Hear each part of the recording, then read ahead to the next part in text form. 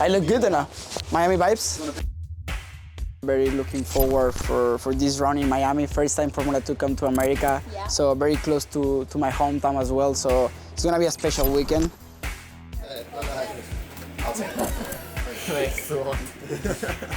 Definitely didn't have it on my bingo card that we're gonna have a US race. You know, coming from America and racing an Indy car, every race is a home race. If you look at the track layout, I think this is kind of built for F2. It's really inviting, especially with the DRS. You know, I think it'll be a pretty intense race. And it's important that we put on a good show for this weekend. To be here in Miami, first time for F2, I think it's amazing. For me especially, being Argentinian, I think brings a lot of fans closer to us, you know, a lot of people living here. I can't wait to drive here in Miami. It's such a cool venue and yeah, just really excited to get us back on track. It's really important that we're coming here and we're setting a precedent because there are so many drivers and so many Formula One fans now in this country that I'm really happy that they're going to be able to see what F2 is and what F2 races are. I'm very excited, looking forward to the race, new venue for everyone. I think it's going to be very challenging with the new layout, but we've prepared well and yeah, I can't wait. And if I have to be honest, I wasn't really expecting to be leading that early on. Obviously the break has broken the rhythm a little bit and it's very early on the season, but I'm just looking forward to keeping it up, keep staying consistent and just score points.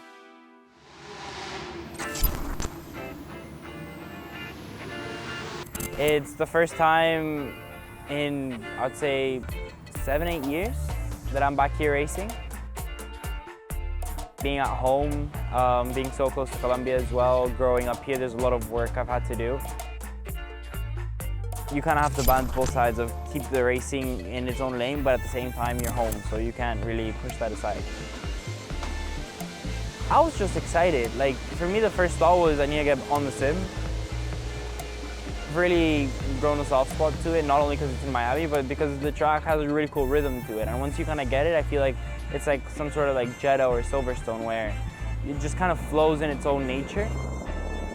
I've really enjoyed preparing for this event, and now being here, it's hard not to smile.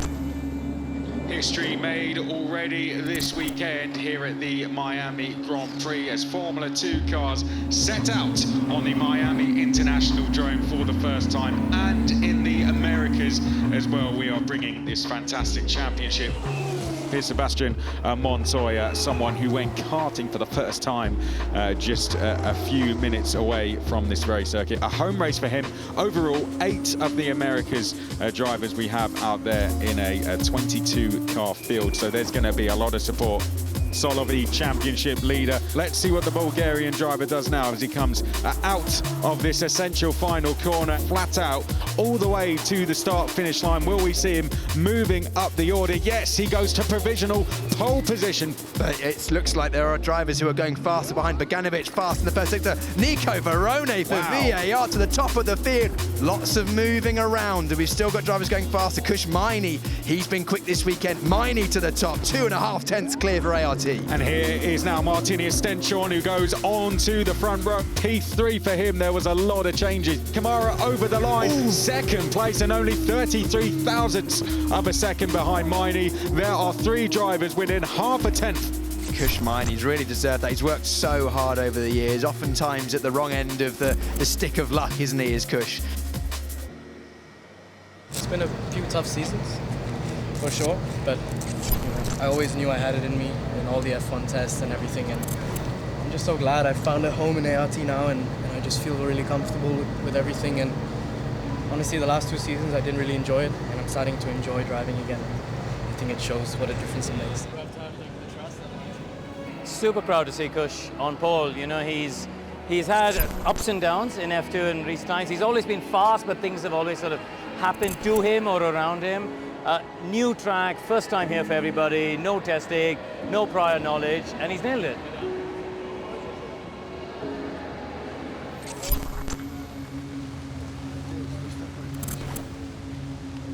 To be racing Formula 2 is already one of my dreams, you know, knowing that I'm so close to my all-time dream of competing in Formula 1.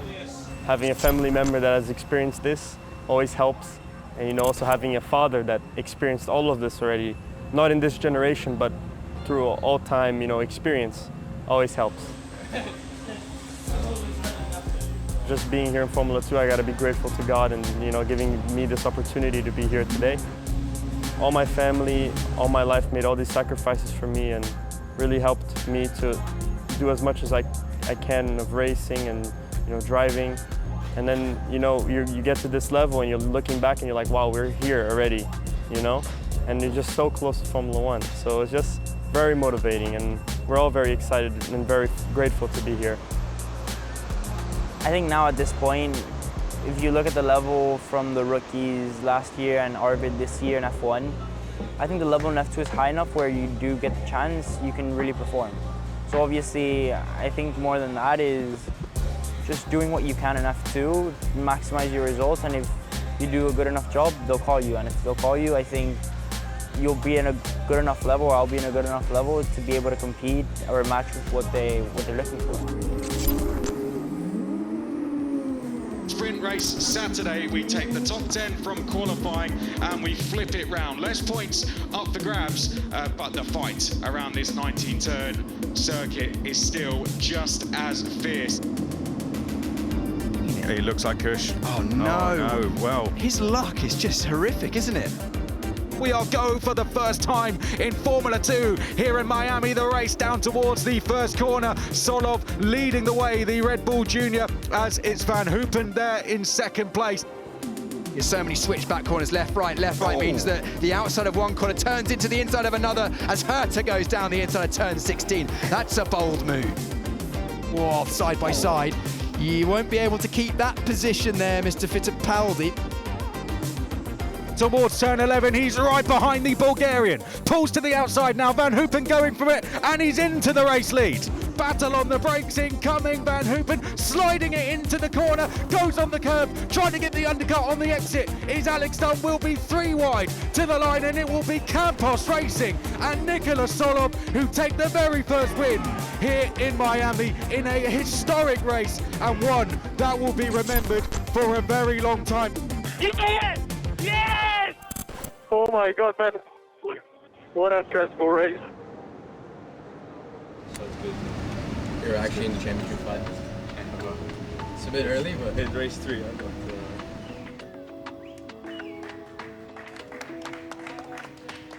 Yeah, it did feel intense. At some point I wasn't sure if I was winning the race, I was changing every lap. I think once I got past on the last lap, I wasn't sure if I would get the opportunity back, but I had a good exit of the last slow corner and then just sent it, to be honest. We scored good points and extended the championship lead today, and for me that's very important. We're right on target and just move a few places forward maybe and see how it plays out. We have to see with the storm as well, which is coming through.